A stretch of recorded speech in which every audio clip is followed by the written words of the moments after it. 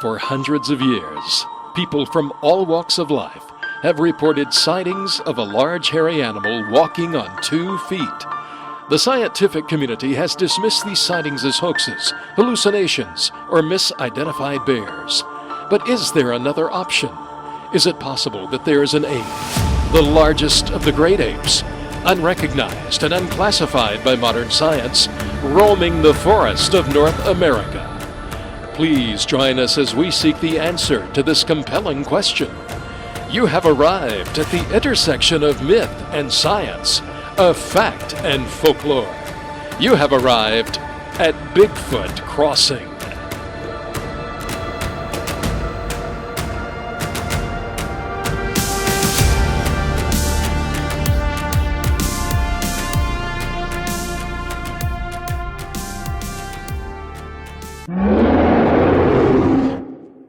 Good afternoon, friends and neighbors. This is Michael Willie, and you have arrived at Bigfoot Crossing. And welcome. We welcome you. We have our good friend here, Daryl Williams, with us. Daryl, how are you today? Hey, Michael. Did you find Bigfoot over the weekend? We did not. We had a good time out in the woods, but we didn't have any luck. It's kind of like a Finding Bigfoot episode. You know, they walk all through the woods and they never find anything, but you always tune in next week to see what happens the next time. So it's like with any time you're out in the woods. Sometimes you're going to have luck, and sometimes you're not, and sometimes I've had luck. Not as much luck as Joe Billieu has had. I really appreciate Joe coming on last week and being on the show and talking about his exploits with the scouts up there in the Springfield area, and so we appreciate him. That was a good show. You're kind of going to be bringing this Bigfoot community together on the airwaves as we have opportunity to talk to folks like that. So I'm looking forward to it, and we're going to get updates from you from time to time as you go out into the wilderness with your buddies. And we always have fun, and I'm getting some great comments on the show. Well, I appreciate it. I really do. I hope folks are enjoying. I hope they're learning, and I hope they'll call in. We want to invite people to call in today. We're going to be doing some call-ins. We got a book to give away, and by the way, let me get some housekeeping out of the way right now. These books that I've been giving away are provided by our book sponsor, Hancock House Publishers in British Columbia, Canada, and they are the home of cryptozoology. They publish a lot of titles about Bigfoot, but there's also a lot of other great titles out there that they publish as well, dealing with just lots of other eagles, golden eagles for one, and just lots of other subjects. So go to Hancock House. Let me say that again, get my tongue untangled. HancockHousePublishers.com, and they are great folks to deal with. David Hancock is the owner, and he was so very nice to sponsor the show with these complimentary book giveaways. And so we will be giving away a book. It's entitled Sasquatch in British Columbia, a chronology of incidents and important events, written by two what you might call next generation, second generation researchers. You had the first generation of researchers, people like John Green and Peter Byrne and Grover Krantz, and now you've got a new generation of researchers coming along, and Tom Steenberg and Christopher Murphy are two of those, and so this is a good book to really get up to. It sort of takes you from the very beginning, prehistory really. Up to the most recent, as of the time of the publication. So it's a good book. It's a good book to read, and they make a really interesting point in there. There's in the introduction, I thought it was kind of cute. It says, when the 49th parallel was used to essentially cut North America in two, forming Canada and the United States, the latter certainly got the more comfortable half. From this parallel north, it gets wetter and colder, and to the south, drier and warmer. However, if one is looking for the Sasquatch, not comfort, then the top half in the west is significantly better. Been a lot of sightings up there, and that is, I'd love to go up there sometime. John Bindernagel, who was our first guest on the show, on our very first show, lives on Vancouver Island in British Columbia, and I just think that would be an awesome place to go visit. And but we do want to invite people to call. Daryl, give us that number. 615-794-1950. Now that's the same number that we use for trade time. That's right. Yes. So if that's our listener line. If you've got trade time on speed dial, that's the same number that you'll call in for Bigfoot Crossing. If you got a question for Michael, because he's an avid enthusiast. I guess all enthusiasts are avid, but well, I guess so by definition. And yeah, that's a little redundant. But if you got a question for Michael, are we going to give away a book today? We're going to give away this book. We're going to give away Sasquatch in British Columbia. We'll give that away today. And if you have a Bigfoot experience, we'd love to hear about you've never gone public. You don't have to give your name today. You can still stay under the radar. That's right. That's right. And for $50, we won't tell anybody else. Would you even take a call from a skeptic? Sure, absolutely. And, we could just have a discussion. So the number this is a two-way street here on Bigfoot Crossing. It's a two-way intersection. That's right. That's right. A crossing, a crossroads is a place where people share information and gather together. And if you've got something to say of a skeptical nature, you're welcome to say it. And if you've got something to say about a sighting you've had, or maybe someone you know who's had a sighting, we'd love to hear from anybody of that line. And our number is 615-794-1950. If you want to call and talk Bigfoot, the line is open, and we would love to hear from you. Michael, these sightings that happen, all around the world and in different parts of the country, and since you are an avid researcher, do you think the creatures are similar as far as, something seen in the Pacific Northwest, and we've talked about what it's called down on the bayou, and around here, if there's some locale here in Tennessee, are there common threads, and do the sightings all seem to indicate that there's one type creature, or do they differ? The sightings are all pretty much the same, which indicates. If somebody was seeing something completely, totally different, then that might be cause for skepticism. That would be cause for skepticism. Oh, this one's got 3 arms and 2 eyes, but one, an eye right in the middle of his forehead, if the descriptions ranged and differed so greatly, you would have pause there and reason to really question, whether or not the person was seeing what everybody else was seeing, and you might wonder what maybe they were imbibing when they saw it. But all of these descriptions are uniform, or not necessarily uniform, but they fall along a common pattern of a large bipedal animal with long arms, short legs. The arms generally reach down to the knees.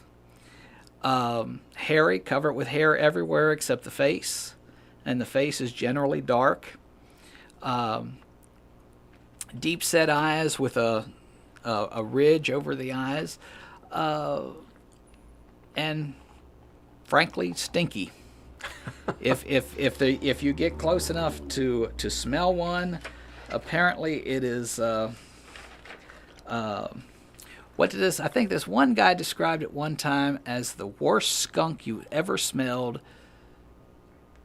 in the worst outhouse you've ever been in. And now that's unique, and therefore the skunk ape. That's why they're called the skunk ape in Florida, and we had this thing here at the station of the skunk that was just, I thought I had smelled skunk before, but this skunk was injured. He was under the building. He was going round and round circles, spraying constantly, and the odor was just nauseating. Yes. And it was beyond what I associated with skunk, and so I can appreciate these folks who, say the odor was awful. Because there's nothing quite like skunk, and especially in very concentrated in high doses. High doses, right? And that must be what the skunk ape is emitting. It's a defensive mechanism. Because when you smell something that bad, that's a warning. When you smell a skunk, you don't go out looking for it, do you? Right. You don't you stay away from where you're smelling it. And the skunk ape emits this. It's a musk that they emit as a defense, and there are other animals that do that as well. I'm told foxes do it. But it is a very, very strong smell, and it it will achieve its purpose. It'll make people think twice before going after it. Of course, Michael, the skeptic might present to you. Well, we live in this day of everyone having a smartphone, and basically a camera with them, to take not only still pictures but moving pictures. And I don't know that that's produced any hard evidence, but I know enough of going out in the woods these days that all animals are very skittish, and it's not easy to get just the common things on film.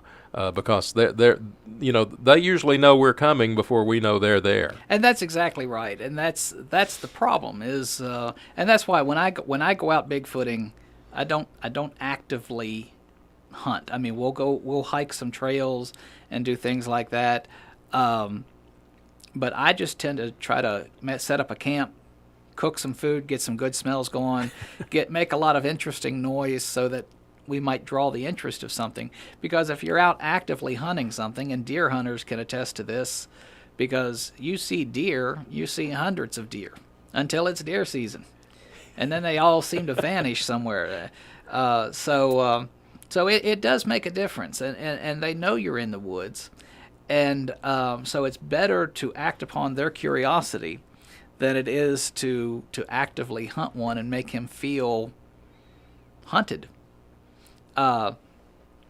And so there are videos that have come out since the Patterson film, the Roger Patterson film, and I want to dedicate a whole show to the Roger Patterson film. I'll just touch on it briefly here. In the late 1960s, Roger Patterson, who had written a book about Bigfoot, was out with Bob Gimlin. They were on horseback in the Bluff Creek area, and they come upon a Bigfoot that was crouched down at the edge of the creek on a sandbar, and as it stood up, Roger Patterson's horse reared through him, and Roger Patterson was a rodeo rider, so he knew how to handle horses. Had to scramble around, get his camera out of the saddlebag, and then try to video or not video. It wasn't video back in the 1960s. It was a film camera, and so he filmed this creature walking away, and it's never been debunked, and we'll talk about that later. But that was a great film, even though it was very short and kind of shaky. It was a great film of a creature, and but there's been others since then. One of the ones that comes to mind is I think it was in Washington State over the Labor Day weekend back in the 80s. I think they videoed a Sasquatch running down this hill, running from a tree line down this hill to another tree line. And the interesting thing about it, the whole thing is interesting because it's a Bigfoot running from one tree line to the other, hoping to not be seen. But it gets taller as it's entering the tree line. Huh. Yeah. What's that about? Well, apes carry their young on their back. Okay. And so the thought is that this was a female Sasquatch carrying her young, running down this hill, and it was steep terrain, and as it enters the tree line, the young one sort of stands up on her shoulders. Okay. And so there have been videos that have come out. There's been hoaxes, and that the problem is the videos that can't be explained don't get near as much airtime as the hoaxes do. And so it does a real disservice to folks who are out there honestly looking for an unclassified animal, and it just does a lot of disservice to folks who dedicate a lot of their time to it, and to the folks who have honestly seen something and are afraid to come forward and say something because of the ridicule that they might face. It's kind of like if I'm going home tonight, and if I see something, cut across the sky, a UFO or something, and it looks legitimate to me, still I might have this apprehension to go public. And I might even doubt that I saw what I saw, because these things, they do mind tricks, and we are conscious of others' perceptions of us. And, right. You say that, that's always there. It is, and just to give you an example, and one of the encounters that we'll talk about in depth on a future show is that of Albert Ostman. Albert Ostman was actually gathered up in his sleeping bag and carried away by a Bigfoot, and brought to where the Bigfoots were. It was a family group.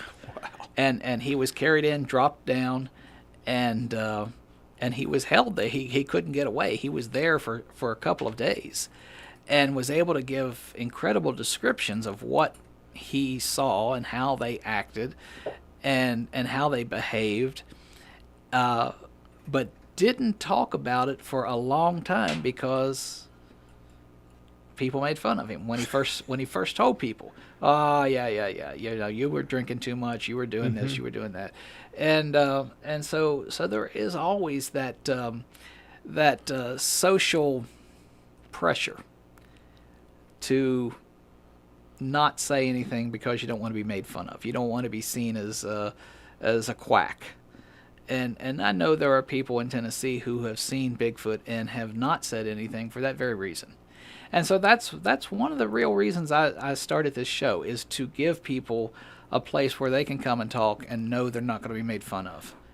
And if you want to call in with an account of something that you've seen or something that a friend has seen, you don't have to tell everybody where you live. You don't have to give your name. Can we give a book away today to the best phone call we have today, if it's in the form of a question, or if it's an experience?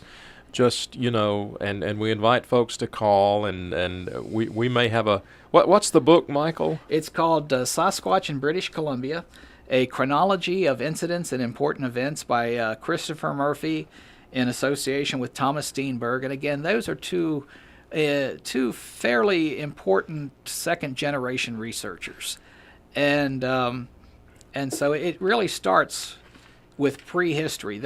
And this is something not a lot of people know. There are fossilized footprints in Texas that look very similar to a Sasquatch footprint, and they've been fossilized. I'm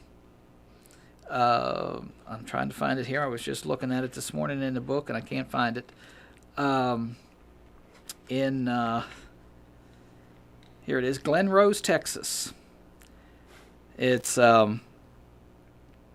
footprints were originally made in a soft substrate, which over thousands of years turned to stone, retaining the impressions. In other words, fossilized footprints.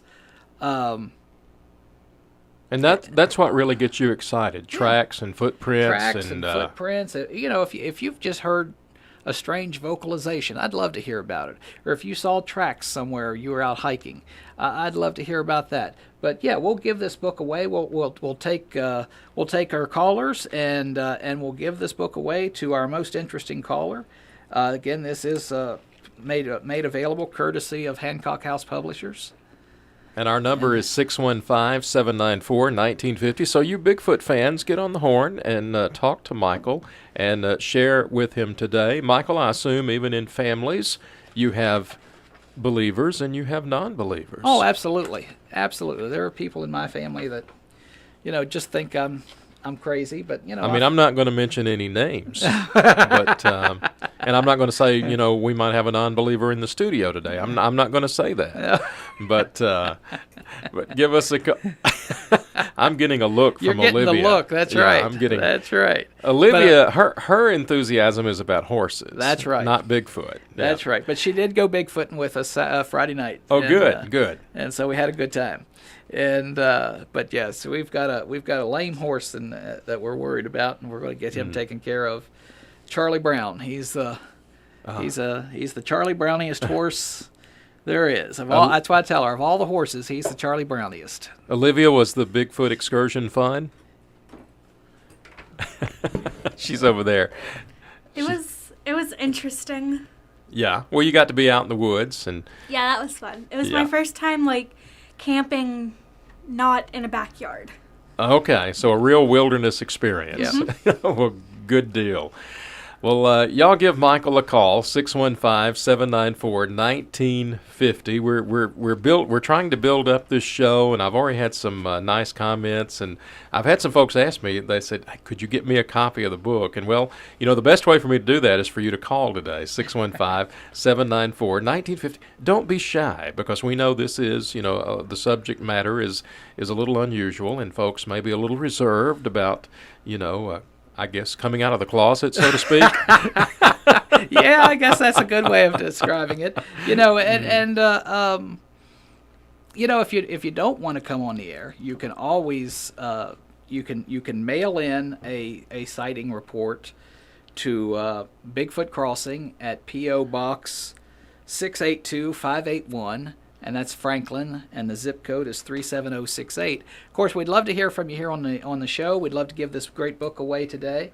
And but while we're waiting, and while our callers are working up the courage, I guess, to call in. They're doing their taxes today. They're doing what you ought to be doing. I need to. As soon as I leave today, I'm going home to do my taxes, and. But I wanted to talk a little bit today about how Bigfoot got started. In 1958, they were building a road in Northern California in the Bluff Creek area, and this is still a fairly remote area of California. But in the 1950s, they were cutting through a lot of just unmapped forest. And the workers there, it was so remote, the workers stayed there and camped during the week and then went home on the weekends. And every morning they were finding these footprints in the dust as they were around their working area. This creature, obviously on 2 feet, was walking around their equipment. And so the workers started calling it Bigfoot. And Jerry Crew, who was, I believe, he worked there. I don't know if he was a foreman, but he was working on the job site. A very level-headed guy, not the kind of guy who's going to go around hoaxing people. I think he was a member of the Baptist Church. If I remember correctly, he was a deacon in the Baptist Church. So he's not a practical joker and not a prankster. And he cast some of these footprints, and they were 17 inches long. And he took it into Eureka, California, to the offices of the Humboldt Times. And they took pictures of him with the footprints. They did a news story on it. And the thing that's different is now people have been seeing these footprints in California, and certainly in British Columbia and other areas, for long time. But the difference is it must have been a slow news day because the Associated Press picked up the story, the wire services picked up the story, and it went nationwide with a picture of Jerry Crew holding a 17-inch cast, and the headline read, "A new Sasquatch is found, and its name is Bigfoot." And so that's how Bigfoot came about. Bigfoot's really not a name; it's a description. And what era is this from? This is 1958. 1958. Okay. Yes, and Jerry Crew, and actually, as a sideline, I have found in my searching of online databases of Bigfoot sightings, a sighting that took place here in Tennessee, in Middle Tennessee, in 55 or 57. I can't remember which. So, close in the time. But predates frame. the Bigfoot phenomena. Yeah. People say, well, somebody was just making those footprints. Well, no, they weren't, because this was a remote job site, and the subcontractor who was building this road was already having trouble keeping men on the job, because it was kind of, it's hard. You're hard work. Work, and you're living in a tent during the week and going home on the weekends, and so it was not ideal working conditions. And so we have these footprints being found, and if you say, well, the footprints, somebody made those footprints. Well, somebody then also overturned a trailer load of culverts. Wow. They somebody just turned the trailer over. Well, who does that? That took some muscle. It takes a lot of muscle. Somebody picked up a 55-gallon barrel of diesel fuel and didn't roll it down a hill because there was nothing mashed down. They threw it to the bottom of a hill. So that takes an incredible amount of strength to do that, and so these sightings, these footprints, actually went on for a good time after 1958 in the Bluff Creek area, and so that's how Bigfoot got started. The name Bigfoot got started. The wire services picked it up and turned it into really a nationwide phenomena. But there's been sightings of Bigfoot for years and years and years. Here's one from Year of the Sasquatch by John Green.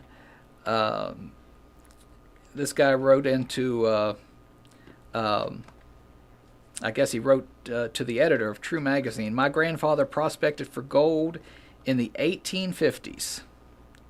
And this is in California. Upon grandfather's return to the east, he told stories of seeing hairy giants in the vicinity of Mount Shasta. These mountain monsters had long arms but short legs. One of them picked up a 20-foot section of a sluiceway and smashed it to bits against a tree. When grandfather told us these stories, we didn't believe him at all. So there's there's the 1850s. David Thompson was a Canadian map maker, and really everything that he's done has been sort of lost to antiquity. He doesn't get his place in history that he deserves, but he actually mapped a lot of the area that Lewis and Clark explored. And 1810, 5 years after Lewis and Clark did their exploration, he's in there mapping the areas that they explored. And he saw the track of a large animal in the snow. I believe he was crossing the Rockies. And he wanted to follow the tracks. They were large bipedal tracks in the snow, and his Indian guides would not go with him. So that's 1810 in an area of the United States that has not been settled by the white man. There's only Native Americans there. And who's the guy with the false feet making the prints in the snow? Yeah, at that early. There's nobody making. There's nobody but a Sasquatch making those footprints. So there's lots of evidence that people just don't know about. And the Native Americans didn't want any part of it. And the Native Americans did not want any part of him. They wanted to stay away from him. And this was 1810, 1811. We have a story from an article that appeared in 1851 in the New Orleans Times-Picayune, but it talks about a story that appeared in the Memphis Inquirer, the Memphis, Tennessee Inquirer. Gives an account of a wild man recently discovered in Arkansas. It appears that a gentleman was out looking at his cattle. The cattle were all alarmed over something, and they soon discovered, as the animals fled by them, that they were followed by an animal bearing the unmistakable likeness of humanity. He was of gigantic stature, the body being covered with hair, the head with long locks that fairly enveloped the neck and shoulders. The wild man, after looking at them deliberately for a short time, turned and ran away from them at great speed, leaping 12 to 14 feet at a time. His footprints measured 13 inches in length. There's in the 1850s, 1851. Here's an account. You know, they didn't make monkey suits in 1851 because gorillas had not been discovered in 1851. That's why he's called a wild man, because they had all of the early accounts call the Bigfoot a wild man because they didn't have a basis for comparison.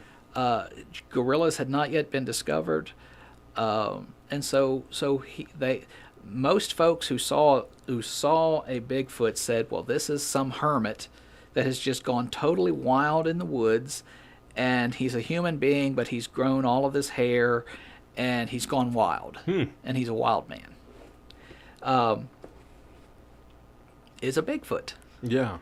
And so we have these accounts that predate the establishment of the name Bigfoot in 1958. The word Sasquatch actually comes from the Coast Salish Indians of British Columbia, and so it's a there's an amazing amount of evidence that people just don't know, that this has been going on for centuries. And if it's all a hoax, well, you've got to have some sort of central organization underwriting this hoax and paying for very, very good ape outfits back when nobody knew what an ape was.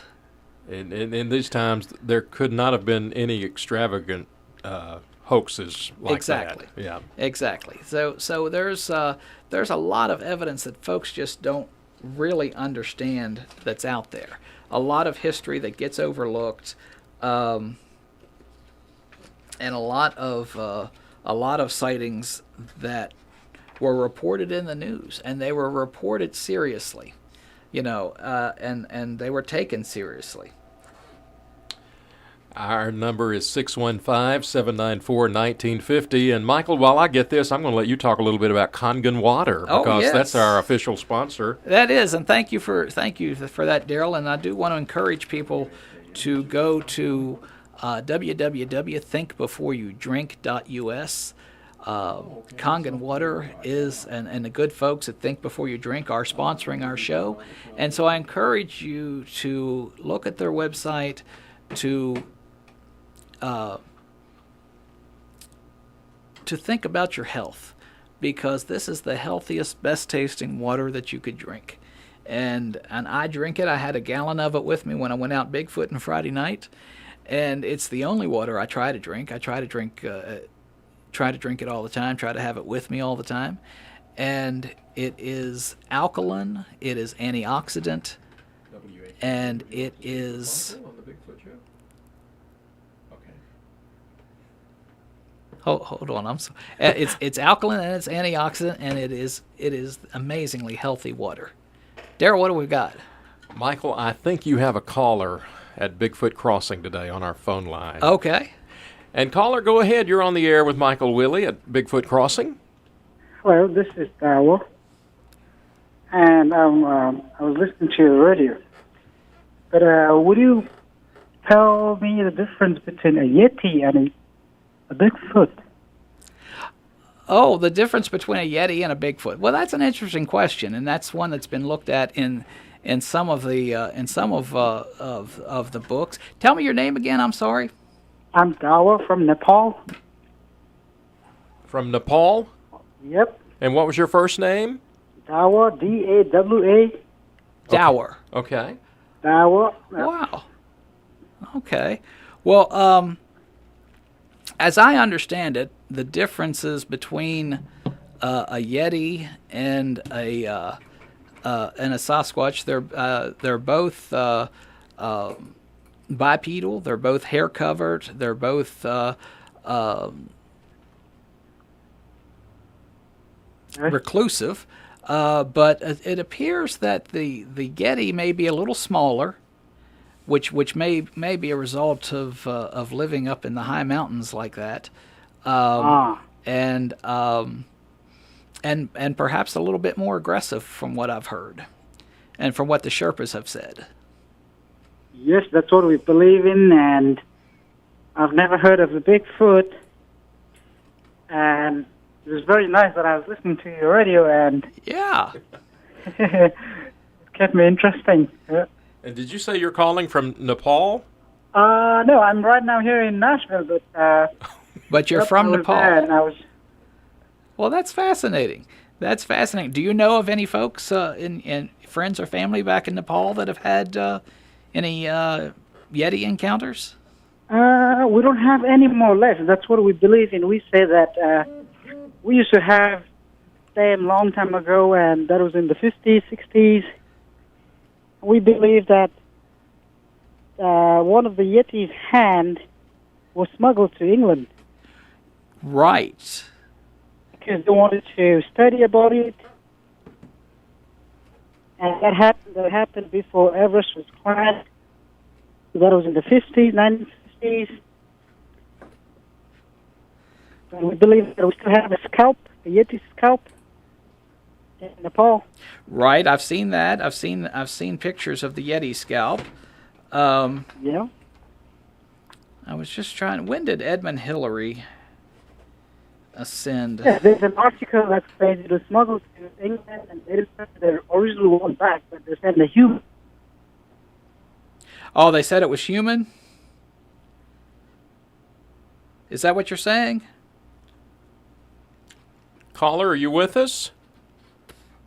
We may have lost the call, Michael. I think we lost Dower. Yeah, that was interesting. That's I was just trying to look up here on my phone real quick and see when Edmund Hillary ascended Everest. 1953. 1953. Yeah, I have heard though about the Yeti hand that was kept at a monastery and was stolen and smuggled to out of the country so that it could be studied, and that's unfortunate because that was a very important icon, I guess, to those folks at the monastery. And so, well, I appreciate Dower calling in. That was Good an call, interesting Dower. question. I'm sorry yeah. we lost you there. Yeah, he kind of broke up there at the end. I think he must have been on a cell phone maybe, and it broke up. But I appreciate him calling in. And there are, I think, it's interesting that he said they don't think there are any more Yetis. And there have been some folks who have speculated that perhaps the Bigfoot populations have dwindled due to disease or other problems such as that. And of course, we don't know what their populations are, but they're but they think that there has been some who have thought that they have dwindled. And you asked a good question earlier. You were talking about if there are differences, like in regions of the country. And Lauren Coleman, who's written a great book on Bigfoot, has suggested that perhaps the eastern Bigfoot is not quite as tall as the ones out in the Pacific Northwest. I don't know if that's true or not, because I think you can make some really good estimations of height based on the size of a foot, and I think that we have some pretty tall ones here. Of course, if it's 7 foot tall, it's a whole lot taller than me anyhow. So. Michael, with reality television, everything is on reality TV now, is featured, and we know, Bigfoot. There's a Bigfoot industry now. There is, and I think that has a lot to do with the reason why scientists don't want to. Why they poo-poo things? They poo-poo things because Bigfoot has such a tabloid reputation. Yeah. And that's unfortunate because I truly believe that there is an unclassified animal roaming the woods of America that, and John Bindernagel expressed that same frustration. You think this is a discussion about biology and, what would we say, I mean, you think this is, something that's out there in the animal kingdom. Exactly. Yeah, exactly. It's not a tabloid topic. It's a science topic. Exactly. And John Bindernagel, of course, he was our first guest on the show, and a wildlife biologist up in British Columbia. He has that same frustration because this is a subject, he said on our show, he said every time I left the country to go on one of these United Nations missions, he felt certain that by the time he got back, some young wildlife biologist would have made his name by demonstrating that the Sasquatch exists and bringing in a specimen or finding one, capturing one, something. But nobody wants to take it seriously. And those that do, I think there's probably a larger number of scientists who are interested but perhaps don't come out of the closet, as you said, for fear of damaging their professional reputation, which is just unfortunate. And Grover Krantz, who was really the first scientist to really express an interest and to be very vocal about his interest in Bigfoot, he said that he felt like it damaged his career. And he may not have gotten tenure as soon as he should have, and things of that nature. And so, I can understand why people are reticent to talk about it, because it can have impact on your life and on your career. Now, since we've been talking with you, you've talked about some of the more famous Tennessee sightings. Yes. What are a couple of those? Well, oddly enough, in Lincoln County, which is south of us, there in the 1970s, and I think it lasted well into the late 80s, there was what they called the Flintville Monster, and that's a famous sighting here in Tennessee. It involved a Bigfoot that was just getting into everything. He was he was found. A dairy farmer walked, and I had mentioned this another time, and I thought it happened up north of Nashville, but it was actually in Flintville, where the dairy farmer walks into his barn just in time to see a Bigfoot pick up a 300-pound calf and slam it to the ground. And there was when I was on the talk show on Thursday, right? And there was that gentleman there that had lived out in the Pacific Northwest, and his brother-in-law was a dairy farmer, and his brother-in-law had experienced the same thing. So I thought that was interesting. But among other things, the reason the Flintville Monster is so famous among Tennessee sightings is because, well, I can't think of the lady's name. Jenny Robertson, I think, was her name. She's got a little 4-year-old boy in 1976, and he's going out the back door to play in the backyard. The backyard leads up to the woods, and as the mother is coming out the door, she sees a 7-foot hair-covered bipedal animal coming out of the woods, walking towards her son Gary, holding its arms out like it's going to pick up Gary. He's 4 years old. She screams, she grabs him, she runs in the house, she calls the sheriff, and the sheriff forms a posse to go out and hunt this creature down. And I've actually been in touch with a member of that posse. I lost contact over the years. I'm trying to regain contact with this gentleman to see if I can get him to appear on the show and maybe call in and discuss his experiences. Was that a caller? We do, Michael. We have a caller for you. All right. Hello, caller. Yeah, how you doing? Good. How are you? Pretty good. Yeah, I was just interested in hearing what you had to say in the show. I'm from out in the Northwest and been out here in the music business. Moved out here 20 years ago. So, okay. But I got a lot of connections with the Bigfoot legend. You know, I I'm from a town called Yakima. I was raised with Roger Patterson. Oh, wow. You knew Roger Patterson? Oh yeah, I was raised with his kids were my best friends, and we used to rodeo together, and we did all kinds of stuff. But I was there with Roger. I got to see that clip. I saw that clip in his living room before anybody ever saw it. Oh, that's amazing. Yeah. I just heard your show. I thought I'd give you a call, and just enjoy listening to it. Well, I appreciate it. Do you mind telling me your name? Name's Larry. Larry? Larry, and you're in Nashville? Yeah, I moved, like I said, I've been out here for about 20 years. Okay. Moved here, been in the music business, but I'm from, I was born in Yakima, that's where Roger was from. Okay, yeah. And, well, have you had any experiences yourself? oh, it would take a 5-hour show for me to tell you everything. And then some, because, like I said, I was really involved in it. My dad was involved with Roger, helped him a lot, worked on some of the stuff he was putting together. And it talks about us a lot in my dad in books and different things about the Bigfoot with Roger. But I could just, like I said, I got all kinds of.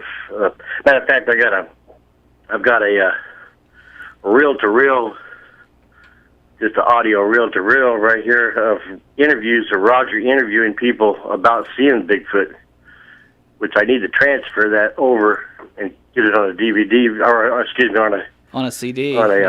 CD before it gets deteriorates, man. So, wow, I would love to listen to that sometime. Yeah, what time? I can give you a call after your show ends here, and set up something with you or something. Yeah, let me give you my phone number. It's 615. Let me get 615 516 516 7173. 7173. Okay. Yeah. And Larry, your name again, sir? My name's Michael Willie. And Larry, if you'll hang on the line after we wrap up with you on the air, I'll get your contact information to make sure you and Michael make a connection. Yeah, if that's please. okay. Sure. Okay, you've got it. Yeah. And hey, Michael, this has got to be the call of the day, don't you think? I think Larry, you are the call of the day. So we're going to give you Sasquatch in British Columbia. It's a book published by Hancock House Publishers. One of our sponsors. I appreciate that. You know, my wife is from British Columbia. She's from Campbell River on Vancouver Island, and there's a lot of sightings up there. There sure are. A lot of her family and different people talk about it all the time. Yeah, sure. You know, the Sasquatch, that's the Native American name. Right. Yeah. So, we'll certainly get this book to you, and you know, our very first guest on the show a couple weeks ago was a wildlife biologist who lives on Vancouver Island. His name's John Bindernagel. I'll be darned. Okay. Yeah. Small world. You know, I think you and Larry ought to get together and you know, have a show where we bring him out and he shares some stories. Yeah. Would you do that sometime, Larry? Yeah, I'd be interested. Yeah. Okay. I've enjoyed talking about it. You know, I don't hear too much about it, you know, since I moved out here. Right. It's it's neat to hear somebody that's doing some, you know, talking about it, having a show. So it is interesting for me to.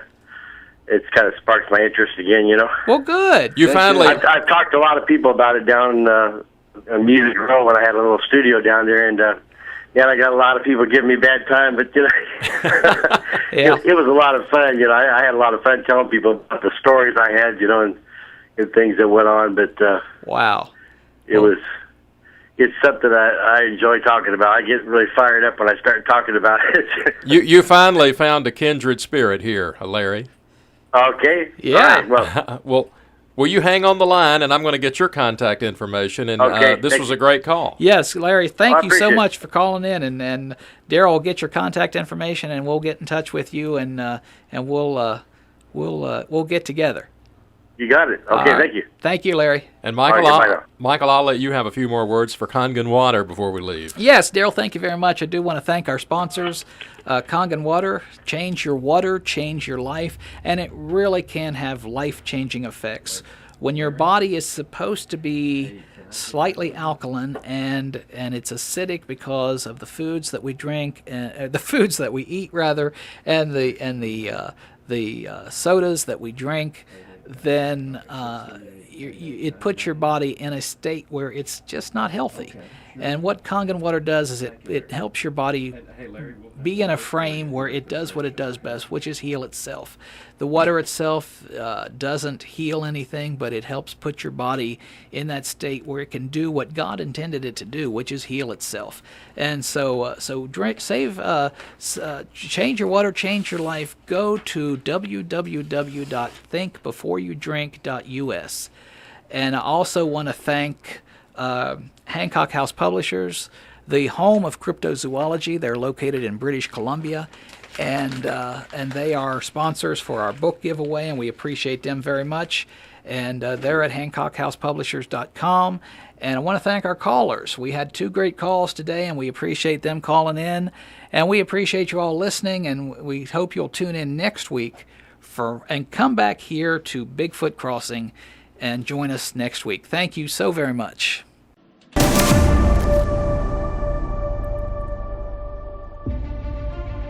We hope you have enjoyed your visit with us here at Bigfoot Crossing. The internet home for Bigfoot Crossing can be found at www.bigfootcrossing.net. Michael Willey's website, Bigfoot in Tennessee, can be found at www.tnbigfoot.net. Please follow us on Facebook at Bigfoot Tennessee. You can also follow Michael Willey on Twitter. His handle is at Michael B. Willey. Each episode of Bigfoot Crossing is posted to the Bigfoot Crossing YouTube channel. Please subscribe so you can be notified when new episodes are posted. Your feedback is always welcome. Please email questions and comments to tnsasquatch@gmail.com. Be sure to let us know which episode you have a question or comment about. Thanks for joining us today.